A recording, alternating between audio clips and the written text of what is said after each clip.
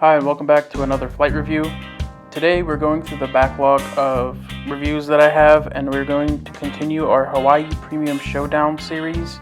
We start our flight today in Chicago. We're trying United's, one of their longest domestic wide-body service from Chicago to Honolulu.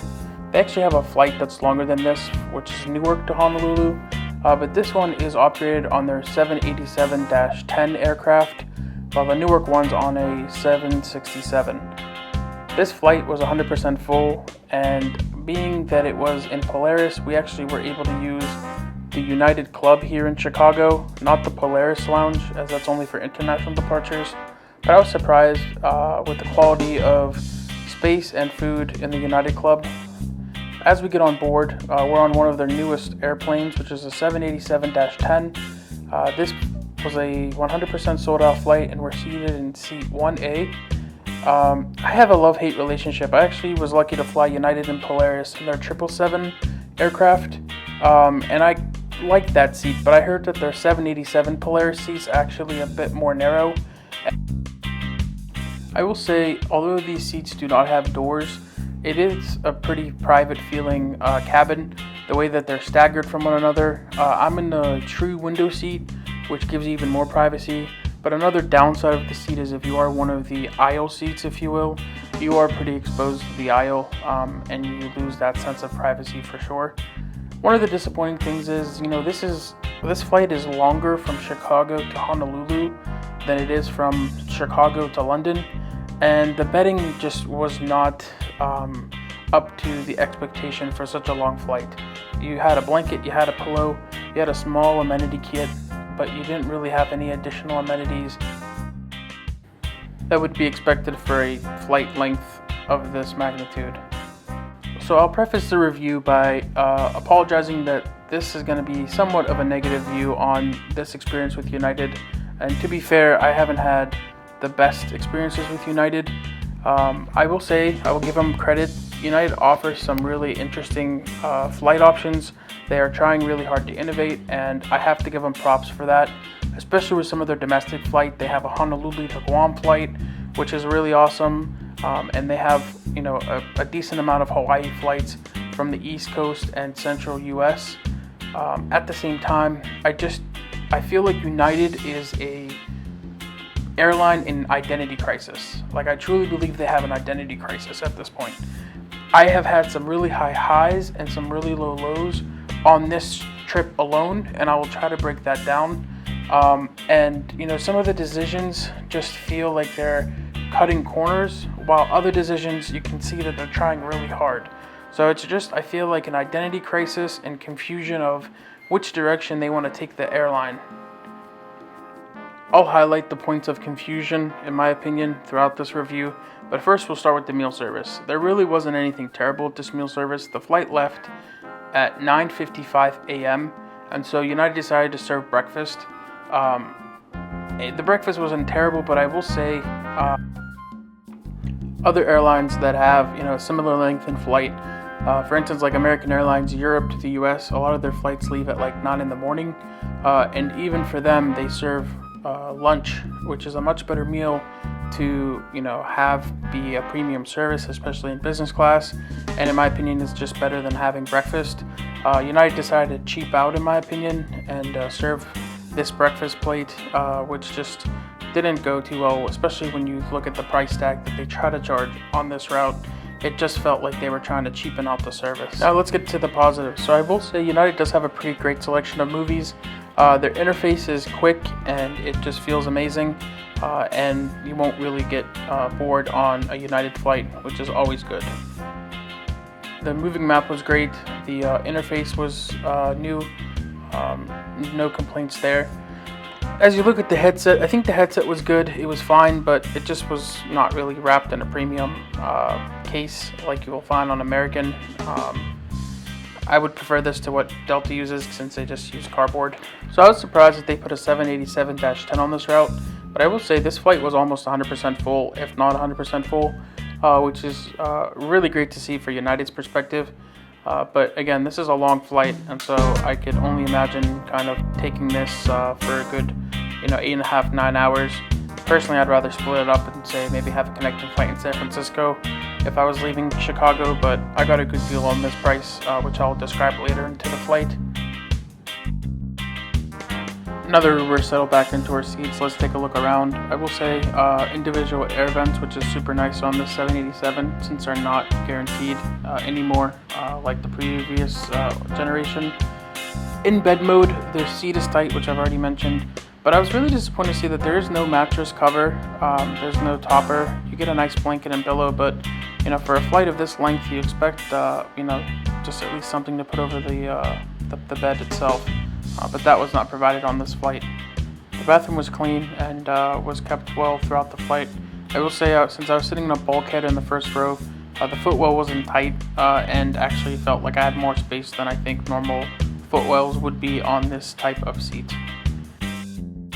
The next thing I will talk about is the service. So on this flight, I had really great service. The flight attendants are Hawaiian based, which I thought was pretty interesting because I did not know United had a Hawaiian base, but they were all based in Hawaii, and they just had really great service, and it felt like a elevated service experience than what's usually that I've had on United. I understand that flight attendants have a very hard job, and so I'm not attacking United flight attendants, but in my experience, the service on United is not as great as the other big three, to be honest with you. So why do I say the identity crisis point? So in customer service, I will say I was connecting from Mexico because that's how I got a great deal on this flight. There was a delay about 2 hours due to weather. It didn't cause me to miss a connection, but I would have had a overnight connection in Houston anyway, connecting up to Chicago. Therefore, United actually reached out and gave a free hotel voucher, meal vouchers. Again, the only thing that this delay caused me was inconvenience because I was hoping to stand by on an earlier flight, but I wasn't entitled to that. So I have to give United props for their proactive service and for providing a hotel voucher, transportation, and a meal voucher. That was really great to see, especially considering in the US, the airlines generally don't do that proactively. And so that was nice. However, I took this flight when United was going through their very rough period with random flight disruptions and mechanical issues. So they were under additional scrutiny from the FAA. And so I don't know if that is why they were so proactive to try to make things right, to just have some good publicity, especially with their flying public. At the same time, their app continuously asked me to change my flight, and they gave me additional flight options. And so I was booked in business class, essentially from Mexico to Houston to Denver, and I wanted to try the 757 service from Denver to Honolulu. While I was in the app, though, it kept saying change your flight. So there's nothing that says, hey, if you change your flight, you're going to get downgraded from business class to economy. And so there was this flight option flying through Chicago, and I was like, okay, I'll take it. I want to try the 787-10. I think that'll be awesome to see what they have on the newest and greatest flight. However, as soon as I click the change flight button, it confirms me and then tells me that I have been downgraded to economy. And that just caused an hour of panic because I called in, and another point of confusion, United has outsourced all of their call centers. So you will not have a US-based representative. That's not my experience on Alaska, American, or Delta. And that I had to call 3 times. 2, they were really great representatives. Unfortunately for this downgrade, I had not the best representative, and I say that with the most respect. He was, basically why would you downgrade yourself, and wouldn't understand that the app didn't tell me that I'd go into economy, and that I should have called in instead of doing it online. And I told him it's 2 a.m. The app said that I could switch my flight. It didn't even warn me, and so he was able to get me back on my original flight. But now my business class seat from Houston all the way to Denver was immediately given up to a free upgrade, and he could not confirm me in business on a nearly sold out flight, and basically told me to kick rocks. And so I was very polite. I'm not gonna fight with someone at 2 a.m. So I had called back and tried one last time. If you don't If you don't get the answer you want, hang up, call back, see, hopefully someone else is able to help you. And I had this really amazing representative, and I give her all the credit. And I asked her, I said, listen, there's a flight to Chicago from Houston that's not very full. Is it any way to route me through Chicago instead of Denver? And she worked her magic, and surprise, surprise, she was able to confirm me on the last business class seat out of Chicago, when the representative beforehand told me he couldn't do anything of that nature. So, I have to give her kudos, but again, identity crisis. You just, for highs, the lows, the highs, the lows. So that's another point of identity crisis, in my opinion. And to wrap up the final point about their customer service identity crisis. So when I landed, I was told that because I was downgraded, because of the confusion, the flight from Houston to Denver was about 2 hours, give or take.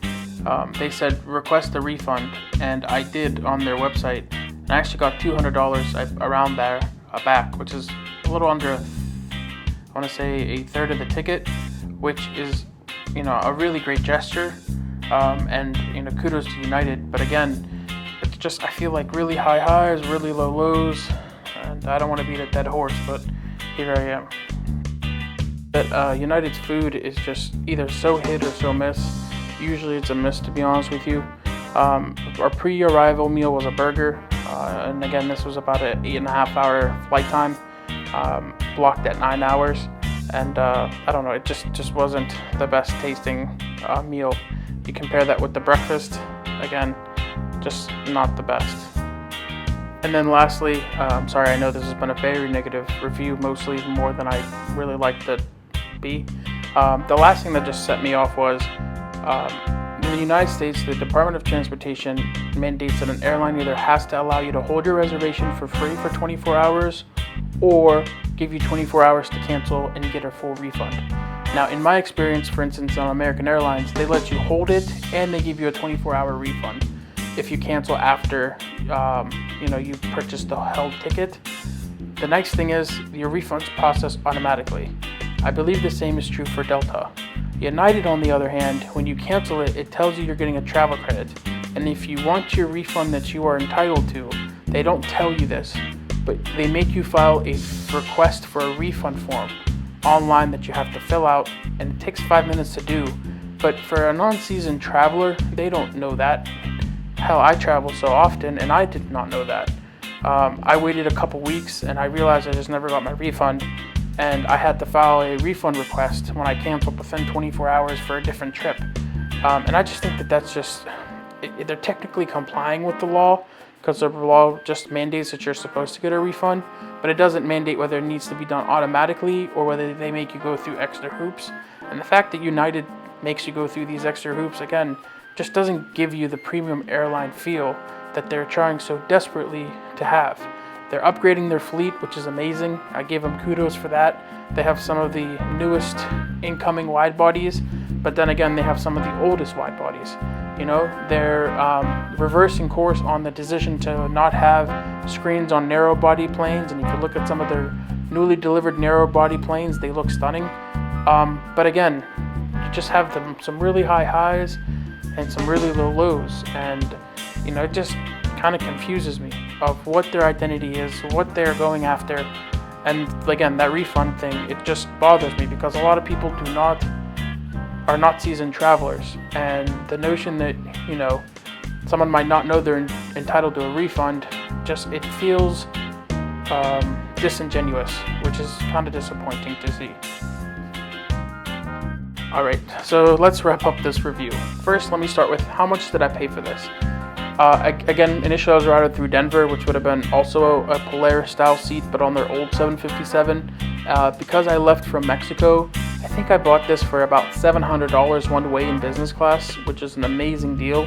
If you saw the Delta Airlines review that I had, I bought the Delta trip for I think under $500 in business class all the way from Honolulu. So there are really some great deals to be had if you kind of make two trips into one. But again, same with Delta, they don't want domestic passengers on this flight. if you try to book this from Chicago, you're looking at least $1,500 to $2,000 one way, which I don't think is a good enough deal for the product that they serve. But if you're able to go from Mexico and time it just right, you can get this for $700, which again is an amazing deal and it's great value. But that's not what other people paid for this flight. Again, I think United has a lot of potential. I wish them the best. I think that they're really trying hard and making strides, but at the same time, I think there's still those growing pains. The bedding on this flight's inadequate. I think the meals on this flight are inadequate. And then you couple that with some of the other weird quirks of United. I probably wouldn't go out of my way to have this experience again, but I would definitely not avoid them if there was a good deal, if that makes any sense. The crew on this flight were really amazing. We had a great crew. And we were on a 787 on a almost 9-hour domestic flight, which again is an amazing thing to experience. But I wish the best for United, but I don't think they fare the best on the Hawaii Premium Showdown. But I will say at least they have a better soft product than Delta. But I will say I think American has the best soft product. We have a Hawaiian flight coming up on their brand new 787, which I think just completely kicks us out of the park, comparatively speaking. But thank you for watching and enjoy the stunning views into Honolulu. Please let me know your thoughts, and if you don't mind subscribing, it's a great way to help the channel and helps me get through some of the backlog reviews to give you the best idea of where you should spend your hard-earned money and which options and which flights and which booking platforms is best for you. So thank you for watching. I hope you enjoyed the review, and we'll see you next time.